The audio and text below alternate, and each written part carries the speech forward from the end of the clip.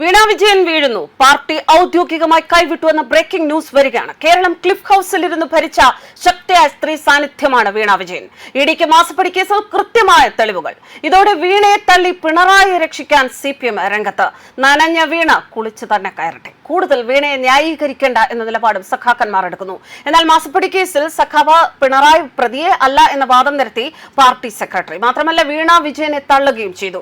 MV Govindan പറഞ്ഞ വാക്കുകൾ ഇങ്ങനെയാണ്: പിണറായി പ്രതിയല്ല, അച്ഛനായി പോയതാണ് കാരണം. പിണറായിയും പാർട്ടിയും ഇതിൽ പ്രതിയേ അല്ല. ഇങ്ങനെ പറയുമ്പോൾ വീണയെ ഒഴിവാക്കുകയായിരുന്നു എന്ന് മാത്രമല്ല, വീണയുടെ അച്ഛനായി പോയതാണ് പിണറായി കുടുങ്ങാൻ കാരണം എന്ന് പരസ്യമായി തന്നെ ആ രീതിയിൽ സഖാക്കന്മാർ പ്രതികരിക്കുന്നു.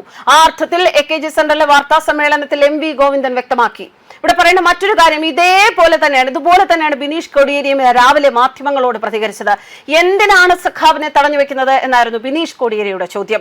സഖാവ് പ്രതിയല്ല, അതിന്റെ അർത്ഥം വീണ വീഴുന്നു എന്ന് ഉറപ്പിക്കുകയാണ് സഖാക്കന്മാരും. അതായത് വീണയ്ക്കിനി രക്ഷയില്ല, വീണ ഇനി അഴിക്കുള്ളിലേക്ക്. ഇതുവരെയും അച്ഛന്റെ പ്രതാപത്തിൽ അല്ലെങ്കിൽ അച്ഛന്റെ അധികാരത്തിൽ വീണ ഒരാളും തൊടാതെ ഇങ്ങനെ ഒരു കരുത്തുള്ള വൃക്ഷം പോലെ നിന്നു. എന്നാൽ ആ വടവൃക്ഷം കട പുഴകി വീഴുകയാണ്. അച്ഛന്റെ ഭാഷയിൽ പറഞ്ഞാൽ വീണ പൂവാകുന്നു എന്ന് തന്നെയാണ്. തിരുവനന്തപുരത്ത് ED റെയ്ഡ് നടത്തുന്ന പിണറായി വിജയന്റെ വീടിന് മുന്നിൽ അതേസമയം കുത്തിയിരുന്ന് പ്രതിഷേധിക്കുകയാണ് മുതിർന്ന CPM നേതാക്കൾ.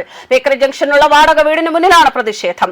KK ജയചന്ദ്രൻ, മുൻമന്ത്രി V Sivankutty, V Joy MLA, Anavoor Nagappan തുടങ്ങിയവരുടെ നേതൃത്വത്തിലാണ് പ്രതിഷേധം നടക്കുന്നത്.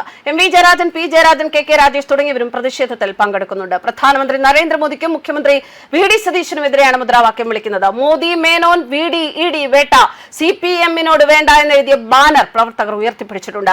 പിണറായി വിജയന്റെ വീട്ടിലും CMRL ഓഫീസിലും അടക്കം 10 ഇടങ്ങളിലാണ് ED റെയ്ഡ് നടക്കുന്നത്. ബംഗളൂരുവിലും ED റെയ്ഡ് നടക്കുന്നുണ്ട്. ബംഗളൂരുവിൽ 6 ഇടങ്ങളിലാണ് ED പരിശോധന നടക്കുന്നത്. എക്സാലോജിക് ഓഫീസിലും ചില ജീവനക്കാരുടെ വീടുകളിലും പരിശോധന നടക്കുന്നുണ്ട്.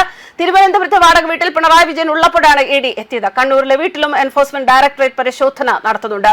CMRL MD ശശിധരൻ കർത്തയുടെ വീട്ടിലും മുൻ മന്ത്രി മുഹമ്മദ് റിയാസിന്റെ കോഴിക്കോട്ടെ വീട്ടിലും റെയ്ഡ് നടക്കുന്നുണ്ട്. കേസിൽ ED അന്വേഷണം തുടരാം എന്ന ഹൈക്കോടതി ഉത്തരവിന് പിന്നാലെയാണ് നടപടി. CMRL എക്സാലോജിക് സാമ്പത്തിക ഇടപാട് കേസിൽ പ്രതിപക്ഷ നേതാവ് പിണറായി വിജയന്റെ വീട്ടിലും മറ്റിടങ്ങളിലും നടക്കുന്ന റെയ്ഡിൽ അതേസമയം ആഭ്യന്തരമന്ത്രി രമേശ് ചെന്നിത്തല പ്രതികരിച്ചിരിക്കുന്നത് ഇങ്ങനെയാണ്: ED റെയ്ഡുമായി ബന്ധപ്പെട്ട യാതൊരു വിവരവും ആഭ്യന്തര വകുപ്പിന് ലഭിച്ചില്ല, ഒന്നും അറിഞ്ഞിട്ടില്ല എന്നാണ് മന്ത്രിയുടെ പ്രതികരണം. മുഖ്യമന്ത്രിക്ക് പ്രധാനമന്ത്രിയെ കാണേണ്ടത് നാടിന്റെ ആവശ്യകതയാണ്, അത് ഇതുമായി കൂട്ടിക്കുഴയ്ക്കേണ്ട.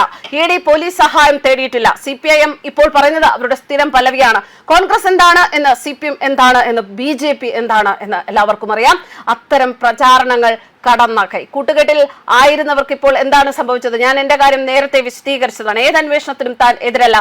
ഈ അന്വേഷണത്തെക്കുറിച്ച് ആഭ്യന്തര സെക്രട്ടറിയോടും DGP-യോടും അന്വേഷിച്ചു, അവർ അറിഞ്ഞിട്ടില്ല എന്നാണ് പറയുന്നത് എന്നും ആഭ്യന്തരമന്ത്രിയുടെ വിശദീകരണം. News desk karmas.